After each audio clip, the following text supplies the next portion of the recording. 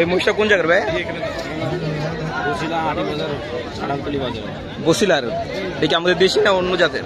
আমাদের বাইরের থেকে আনা। বাইরের থেকে? কোন দেশে গুলো? থাইল্যান্ডের। থাইল্যান্ডে না? এটা কয় দাঁত?